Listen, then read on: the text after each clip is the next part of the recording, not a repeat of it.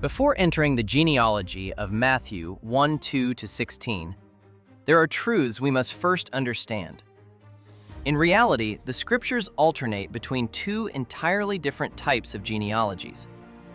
One is a branching genealogy, unfolding like a tree, which represents humanity multiplying and filling the earth through their own strength and flesh. But the other is an extremely rare, solitary line, a linear genealogy. You can track this divine line through Genesis chapter 5 and Genesis chapter 10. This single line disregards human capability and achievements. It is driven forward solely by the absolute sovereignty of God. Its appearance serves only to declare to a hopeless world, salvation cannot rely on man, but only on the promised seed of the covenant.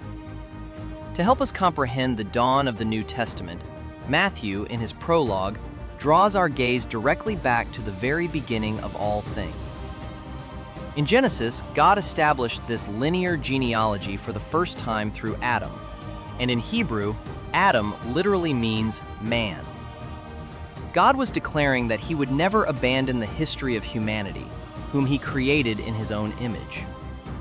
Later, when humanity rebelled and attempted to build the Tower of Babel to exalt their own reputation, God established the second linear line, the genealogy of Shem. In the long, silent tongue of antiquity, Shem simply means name. God used this to remind the world that human names are vanity.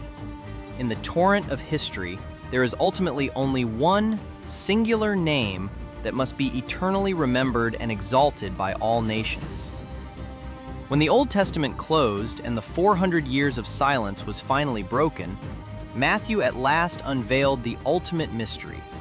That singular name, preserved since Genesis to be highly exalted, is Jesus Christ. Yet, as this sacred single-line genealogy transitions into the New Testament, it undergoes a series of jarring subversions that fundamentally defied the cultural norms of that era. In a royal lineage that should have been strictly dominated by men, Matthew broke all precedents by weaving in 4 Gentile women with checkered and imperfect backgrounds. Furthermore, he explicitly recorded the brothers, who normally would have been marginalized in a strict single-line succession. The intrusion of these unexpected figures was no historical accident, but a profound theological design deliberately hidden by God. Let us look at the first woman, Tamar. If you are familiar with the Bible, how would you label Tamar? What kind of tag would you give her? Tamar, a woman abandoned, caught in incest with her father-in-law. You might say, sure, she can be saved, but she'd better not belong in our genealogy. In fact, no one today would even name their child after her. This is a story that unfolds after Joseph was sold. Judah, one of Jacob's sons, went down to Adullam. Ancient biblical geography didn't rely on modern maps of north, south, east, and west. Whenever the scriptures say someone went down to a place, the author implies they were descending into a spiritual low point. One always goes up to Jerusalem and goes down to Egypt. Judah was deeply disheartened because his brother Joseph had been sold by his own brothers. In his deep sorrow, he wandered off to a place called Adullam, a name that appears later in the Bible when David hid in the cave of Adullam while fleeing from Saul. And how long did Judah stay there? For over 20 years. He came to Adullam and married a Canaanite woman. She bore him his firstborn his second son Onan, and his third son Shelah. Judah selected a wife named Tamar for his firstborn She was not a Jewish woman because in that region, the Jews consisted only of Judah and his 3 sons.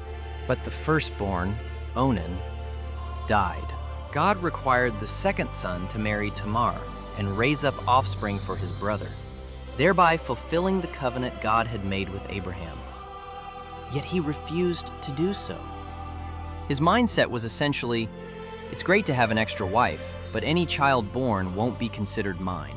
What kind of attitude is that? Therefore, because he did what was evil in the sight of the Lord, he was put to death by God. According to Jewish law, the third son should have taken Tamar as his wife, but Judah believed she was a curse to her husbands. So Judah drove this woman away. This perfectly mirrors how the Jews back then refused to keep God's laws while living among the Gentiles. He disdained his daughter-in-law and cast her out. This cast-out daughter-in-law began her widowhood, waiting. Waiting for what? Waiting for the third son to grow up. Eventually, she saw that the third son had reached adulthood, yet he had not come to marry her. Instead of returning to the local Canaanite culture, where the standard practice would be to take back her dowry and marry someone else, Tamar refused to settle for being an ordinary Canaanite woman. Though she was a Canaanite, during her time living with Judah's family, she must have glimpsed the sacred promise and blessing given to Abraham's household, to multiply and become a great nation. God had declared that they would surely have offspring and sons, yet Judah refused to send his son to marry her. What was she supposed to do? Thus, Tamar chose an incredibly shameful method to expose the reality that Judah's household did not believe in God's promise. She disguised herself as a prostitute, and her father-in-law solicited her. This father-in-law is also in the genealogy.